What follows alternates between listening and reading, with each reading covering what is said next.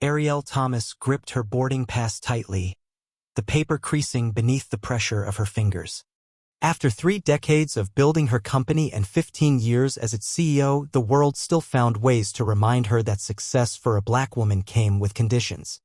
That morning, she had stood at the floor-to-ceiling windows of her corner office overlooking San Francisco's skyline, fog rolling in like a blanket of uncertainty. She had thought then that the day would be dominated by board meetings, flight itineraries, and European expansion strategies. But it would take less than 5 minutes to change everything. The flight attendant standing in front of her wore a blonde bun, a pressed uniform, and a customer service smile as practiced as it was shallow. "I'm sorry, Miss Thomas," she said, voice low and crisp. "There seems to have been a mix-up with your seating assignment. We'll need you to move to the main cabin." Ariel blinked, processing the absurdity of the request. She glanced at the seat beside her empty and then at the white man standing in the aisle just a few feet away, his expression carefully constructed to convey polite impatience. Behind him, the boarding line stalled. The other passengers craned their necks, trying not to look like they were watching. "There's no mistake," Ariel said, her tone even but unmistakably firm. "I've had platinum status for 12 years. I booked this seat 3 months ago." The flight attendant's smile dimmed. "I understand, but Mr. Collins is a VIP guest. Corporate requested we make this accommodation. We'll gladly refund the difference in fare." It wasn't about the refund. It wasn't even about the seat. It was about the assumption, the quiet presumption that she was the one who should yield. As her eyes wandered down the aisle, she caught sight of a young black woman in uniform, clearly new, clearly watching. Their eyes met. Ariel saw something familiar in her, the same hunger, the same cautious admiration, the same quiet fear of what might happen next. Ariel had been that woman once. Before the IPO. Before the global offices. Before the magazine covers and keynote stages. "I'd like to speak with your supervisor," Ariel said calmly. "And I want the names of everyone involved in this decision." The request sent ripples through the cabin. "Mr. Collins took a careful half-step back. Ariel reached for her phone, composed and deliberate. "My company spends over $2 million annually with this airline.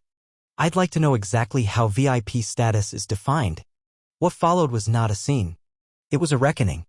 Earlier that day, Ariel's assistant Deja had delivered her tea and a briefing on the revised meeting schedule. They moved the board meeting to 11. "Harrison says the London numbers are solid but aggressive." "He should be nervous," Ariel replied, still looking out the window. "The timelines are tight, but that's the point. You're still flying out tonight?" "Yes. 2 weeks with the London team will settle things." "And dinner with Tyler and Janine?" Ariel sighed. "I'll call and reschedule." She could already feel Marcus's disappointment. Their daughter, a third-year med student, had managed to make time for a rare family dinner. And Ariel was going to miss it. Again. Marcus didn't yell. He rarely did. His voice, calm and heavy, played back in her mind. There's always another crisis. Another trip. Another excuse. She hated how fair that sounded. At the board meeting, Ariel had stood before a wall of projections showing growth curves and strategy charts. 30% market expansion in 18 months, she concluded. "If we commit now." The room was silent, heads nodding or furrowed.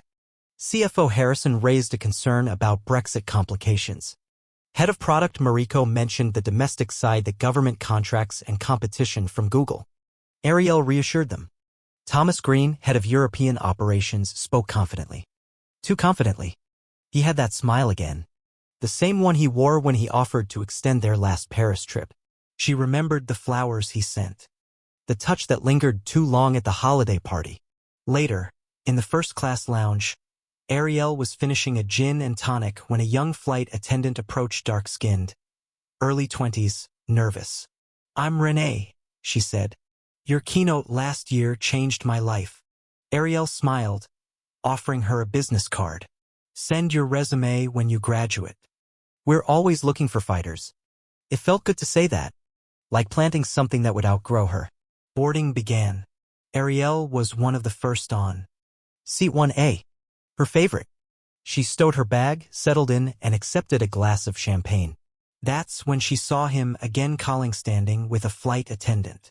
Both were looking at her. She knew. What followed was familiar. The polite tone. The vague explanation. the request that she give up her seat. The not-so-subtle message, make room? But this time she didn't. I'm not moving, Ariel said again. The conversation escalated. The cabin watched. Then the captain arrived. Gray hair, authoritative presence. He asked what the issue was. Ariel told him. Calmly, factually. I see, he said, discomfort flashing across his face. Seat 2C is available. Same legroom. Collins huffed but took the seat. The air in the cabin shifted, tight with implication. Ariel sat still, spine straight, gaze forward. She didn't know it yet, but someone had recorded the exchange. Hours into the flight, the cabin dimmed. Ariel opened her laptop, intending to prep for meetings, but instead drafted a resignation letter. 30 years. Maybe it was time. Maybe she was tired of fighting to belong. Then she heard raised voices from the galley. Renee was arguing with the senior staff. Another attendant, a young black woman named Jasmine, had just been berated by Collins for spilling his drink during turbulence. Heather, the same woman who tried to move Ariel, had brushed off the incident. Told them not to escalate. Ariel got up. She found Renee near the economy divider. He's been inappropriate, Renee admitted. Touching hands. Making comments. Heather told us to just ignore it. Ariel's jaw tightened. I don't want trouble, Renee said. Sometimes trouble's necessary, Ariel replied. Back in first class, she saw Collins still smirking in his seat. When Jasmine returned to serve dinner, he accused her loudly of deliberate clumsiness. Heather apologized to him. Guided Jasmine away. That was it. Ariel stood. Mr. Collins, she said, her voice steady. You owe that young woman an apology. He looked at her, incredulous. This doesn't concern you. It does now, she replied. Heather tried to intervene. Rick, the male attendant, told her to sit down. Ariel refused. She requested the captain. Again. This time, Captain Reynolds took her seriously. What do you want? He asked her in the galley. Accountability, she said. A conversation with your staff. A policy that protects your crew. A world where passengers like him don't get to humiliate women like them. He nodded. Not immediately. But he nodded. And someone had filmed that too. By the time the plane landed, the video had gone viral. Ariel's inbox exploded. News outlets reached out. Airline staff began walkouts. A new movement was forming, one named for what she had demanded in that cabin. The Dignity Initiative. The airline's CEO called her directly. Apologized. Offered her a seat on an advisory board to reshape their harassment policy. Asked her to help. Ariel, still reeling, said she'd consider it. Back home, Marcus met her with an embrace. Alyssa texted, I saw what happened. That's the mom I remember. At her board meeting, Ariel faced criticism. We lost time. We lost deals, Harrison argued. We gained something more, she replied, pulling up the numbers. Website traffic, investor interest, brand sentiment, everything was up. They'd become a symbol of real leadership. The board relented. Harrison even said something unexpected. Your father would have been proud. The Dignity Initiative expanded. Ariel mentored young women in aviation. Jasmine and Renee became speakers in their own right. Thomas resigned quietly. Athena Technologies launched a foundation with $50 million to support equity programs. Ariel never submitted her resignation letter because she understood now that her leadership wasn't just about scaling a company. It was about choosing when to use her voice.